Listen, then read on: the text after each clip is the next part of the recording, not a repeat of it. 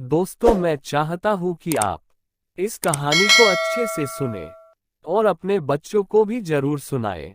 एक युवा व्यक्ति एक बड़ी कंपनी में मैनेजर पद के लिए आवेदन करने जाता है। वह प्रारंभिक इंटरव्यू में सफल हो जाता है। अब वह अंतिम इंटरव्यू के एचआर से मिलता है। एचआर को उसके सीवी से पता चलता है कि उसकी अकादमिक उपलब्धियां बहुत अच्छी है। वह पूछता है, स्कूल में क्या तुम्हें कोई छात्रवृत्ति मिली है? लड़का जवाब देता है, नहीं। एचआर पूछता है, तुम्हारी स्कूल फीस कौन भरता था? वह जवाब देता है, माता पिता। एचआर फिर पूछता है, वे कहाँ काम करते हैं? लड़का जवाब देता है, वे कपड़े धोने का काम करते हैं। एचआर उस लड़के से अपने हाथों को दिखाने के लिए कहता है। लड़का अपने दोनों हाथ दिखाता है। उसके दोनों हाथ मुलायम और साफ थे। एचआर हाथों को देखकर कहता है कि क्या तुमने कभी अपने पिता की कपड़े धोने में मदद की? लड़का जवाब देता है, कभी नहीं। मेरे पिता हमेशा से चाहते थे कि मैं पढ़ाई करूं और ज्यादा से ज्यादा किताबें पढूं, जबकि मेरे पिता मुझसे भी जल्दी कपड़े धोते हैं। एचआर कहता है, मेरी एक प्रार्थना है, आज जब तुम घर जाओगे तो अपने माता पिता के हाथ जरूर साफ करना और फिर अगली सुबह देखना। लड़का उदास हो गया था। जब वह घर वापस गया तो उसने अपने पिता से उसे उनके हाथ साफ करने के लिए कहा। उसके पिता को ये सुनकर आश्चर्य हुआ। वे खुश भी हुए, लेकिन समझ नहीं पा रहे थे कि क्या प्रतिक्रिया करे। उन्होंने अपने हाथ अपने बेटे को दिखाए। लड़का धीरे धीरे उनके हाथ साफ करने लगा। जैसे जैसे वह साफ करता गया, उसकी आंखों से आंसू बहने लगे थे।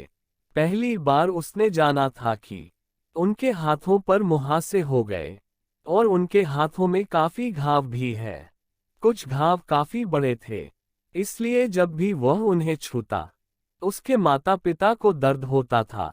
आज पहली बार उस लड़के को इस बात का एहसास हुआ कि ये वही हाथ है जो स्कूल की फीस देने के लिए कपड़े धोते थे। उनके हाथों पर आए घाव अपने बेटे की शिक्षा का ही परिणाम था। अपने माता पिता के हाथों को साफ करने के बाद लड़के ने उनके सारे कपड़े चुपचाप धो दिए। उस रात लड़के के माता पिता ने अपने बेटे से काफी देर तक बातें की। अगली सुबह लड़का एचआर के ऑफिस गया। एचआर ने लड़के की आंखों में आंसू देखे और पूछा, क्या तुम मुझे बता सकते हो कि कल तुमने क्या क्या किया और सीखा? लड़का जवाब देता है, मैंने अपने माता पिता के हाथों को साफ किया और मैंने बचे हुए सारे कपड़े भी धोए। उनके योगदान को आज मैं जानता हूँ। उनके बिना आज मैं यहाँ नहीं होता।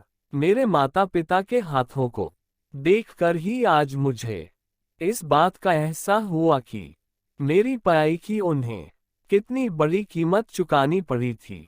एचआर कहता है, इसी बात को मैं अपने मैनेजर में देखना चाहता था।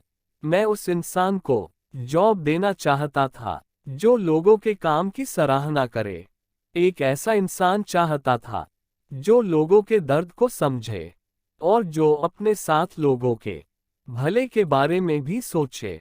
तुम सफल हुए। एक बच्चा जिसे माता पिता बहुत प्यार करते हैं, उसे जब भी जो भी चाहिए कहीं से भी लाकर देते हैं। उसकी खुशी और भविष्य के लिए अपने सुखों का त्याग करते हैं। ऐसे माता पिताओं का हमें सम्मान करना चाहिए।